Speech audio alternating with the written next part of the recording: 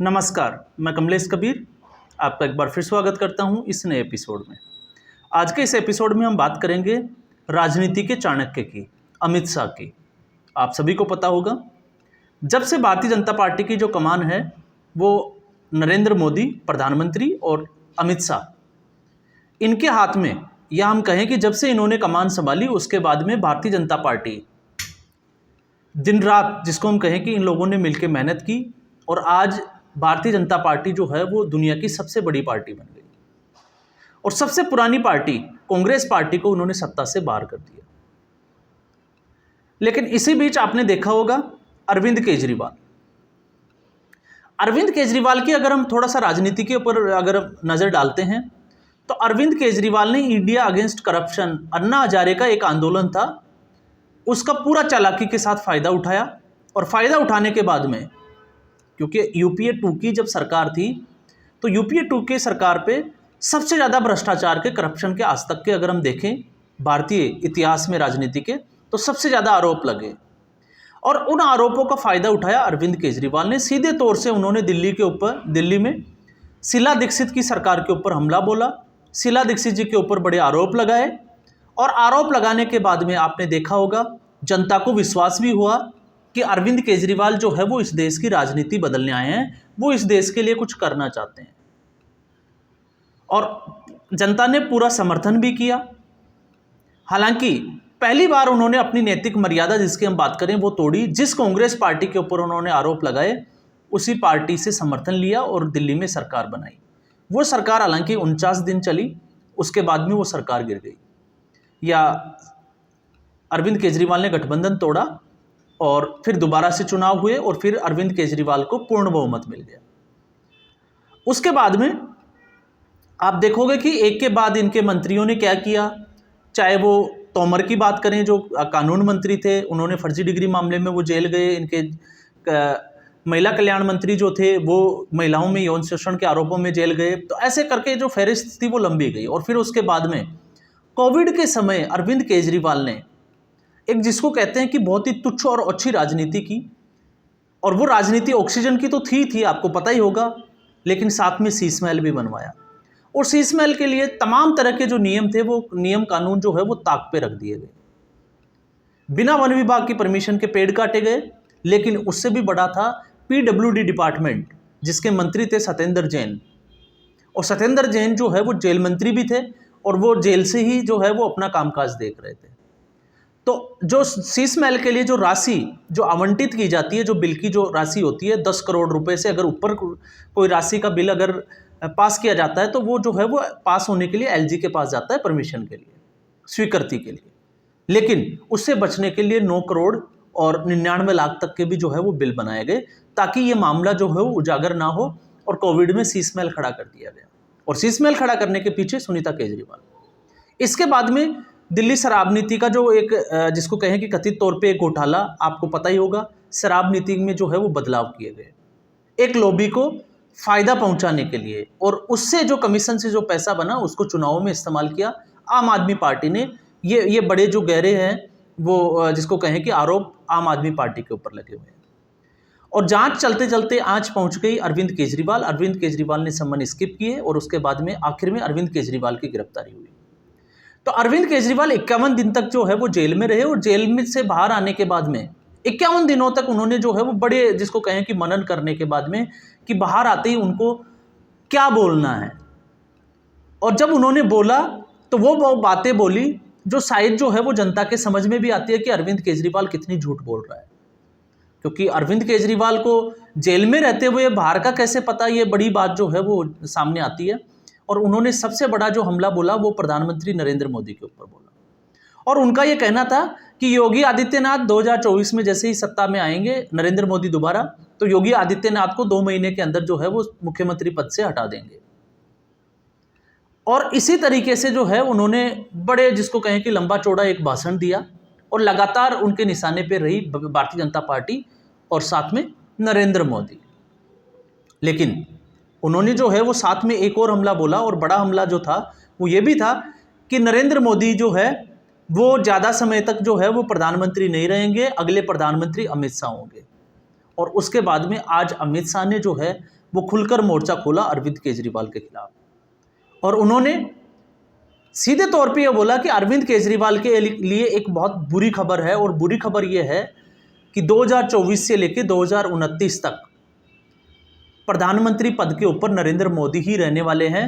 और उसके बाद भी नरेंद्र मोदी के, जिसको कहें कि नरेंद्र मोदी पूरी पार्टी की हम बात करें, भारतीय जनता पार्टी की, या भारतीय जनता पार्टी जो है वो नरेंद्र मोदी के सानिध्य में ही काम करेगी, या अरविंद केजरीवाल के लिए अमित शाह ने बोला।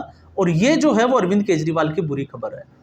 अब इसमें आपने एक चीज़ देखी है, प्रधानमंत्री नरेंद्र मोदी की अगर हम बात करें तो जब से वो कुर्सी पे बैठे हैं, उनको कोई भी राजनीतिक जो विपक्षी दल जो है उनको हरा नहीं पाया। मुख्यमंत्री की पद की जो कुर्सी थी वो भी उन्होंने खुद छोड़ी है, और प्रधानमंत्री पद पे भी अगर हम देखें तो एक बड़ा विजन लेके जो है वो चल रहे हैं 2047 के भारत विकसित का।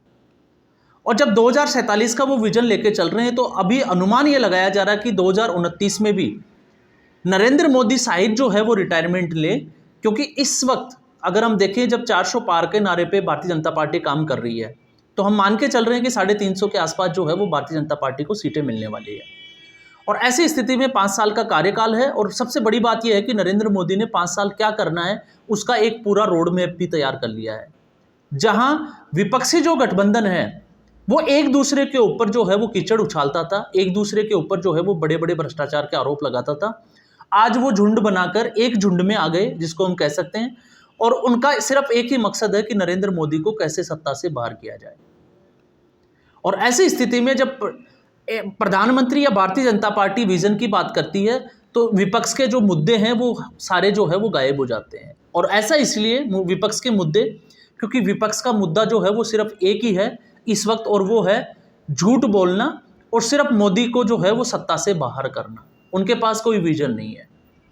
आम आदमी पार्टी जो 22 सीटों पे लोकसभा चुनाव लड़ रही है, वो एक सपना देख रही है कि नरेंद्र मोदी को सत्ता से बाहर जो है वो आम आदमी पार्टी कर सकती है। लेकिन इससे पहले अरविंद केजरीवाल ने दिल्ली और पंजाब, क्योंकि दिल्ली में जो है आप देखोगे तो आंदोलन का जो केंद्र जो था वो भारत की राजधानी, या इसको हम कहें कि दिल्ली था।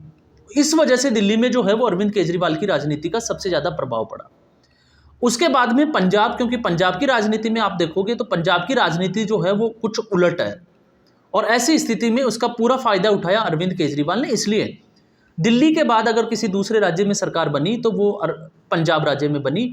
इसके अलावा अरविंद केजरीवाल ने बहुत कोशिश की, अभी आपने देखा होगा पिछले चुनाव में, राजस्थान, छत्तीसगढ़ और मध्य प्रदेश में विधानसभा चुनाव में, और जब 80-80 के आसपास जो है वो कैंडिडेट चुनावी मैदान में उतारे, और उस स्थिति में नोटा से भी कम वोट का मिलना, आप अंदाजा लगाइए कि एक ऐसी पार्टी जो प्रयास तो बहुत कर रही है लेकिन नोटा से भी कम वोट मिलते हैं, तो फिर उस पार्टी के ऊपर लोगों का कितना विश्वास है दिल्ली और पंजाब के बाहर।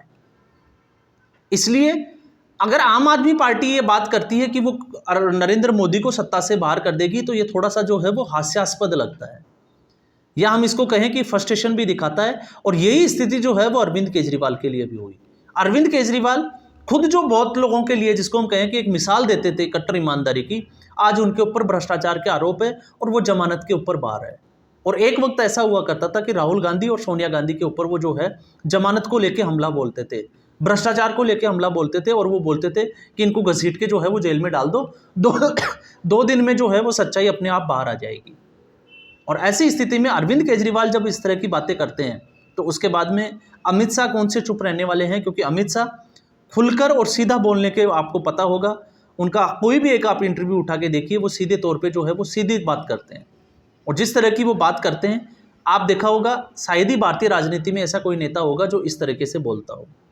तो उन्होंने पूरे उसमें अपने भाषण में जो है वो अरविंद केजरीवाल की बखियां उधेड़ दी। उन्होंने जमानत के ऊपर भी बात की, और जमानत के ऊपर भी उन्होंने बोला कि एक रूटीन, जिसको हम कहें कि एक प्रोसेस था, ये कोई विशेष जो प्रोसेस जो या विशेष परिस्थिति वाली जो स्थिति है, ऐसा कुछ जो है वो नज़र नहीं है, क्योंकि अरविंद केजरीवाल को 2 जून को वापस सरेंडर करना ही करना है। तो अगर ऐसा कोई नेता जो ईडी के संबंध से बचने के लिए विपश्यना के लिए चला जाता है और फिर 51 दिन में जेल में रह के अगर वो इस तरह की बातें करता है, तो इससे आप अंदाज़ा लगा सकते हैं कि उनका राजनीतिक अस्तित्व क्या है। स्थिति जो है वो बड़ी मुश्किल है, लोगों का विश्वास कम हुआ है। आम आदमी पार्टी को मतदाता जो है वो अब शंकाओं की और शक भरी नज़रों से ज़रूर देख रहा है। तो ऐसी स्थिति में अरविंद केजरीवाल के लिए अमित शाह के हिसाब से अगर हम देखें तो ये एक जो है वो बहुत बुरी खबर है। और बुरी खबर ये भी है कि अरविंद केजरीवाल के साथ साथ अमित शाह के साथ साथ अन्ना हजारे ने भी एक बड़ा हमला बोला है। और अन्ना हजारे ने सीधे तौर पे कहा है, ये कल की ही बात है, कि जिनके पीछे ईडी लगी हुई है उनको वोट ना करें। अगर इस देश को बचाना है तो ऐसे लोगों से बच के रहिए, ऐसे लोगों को वोट करना नहीं है। ये और कोई नहीं, अरविंद केजरीवाल जिस अन्ना हजारे की बदौलत राजनीति में आए और मुख्यमंत्री बने, ये उनका कहना है। तो अब आप अंदाज़ा लगाएं कि एक के बाद एक साथी तो जो है वो स्वाति मालीवाल का एक नया मैटर आया है, उसमें भी क्या क्या खुलासे होते हैं वो आने वाला वक्त बताएगा। लेकिन इस स्थिति में अरविंद केजरीवाल के लिए इतना ही जो है वो बहुत कुछ हो जाता है। तो आज के एपिसोड में बस इतना ही। फिर हम एक नए एपिसोड में एक नए मुद्दे के साथ हाजिर होंगे। तब तक के लिए नमस्कार, धन्यवाद।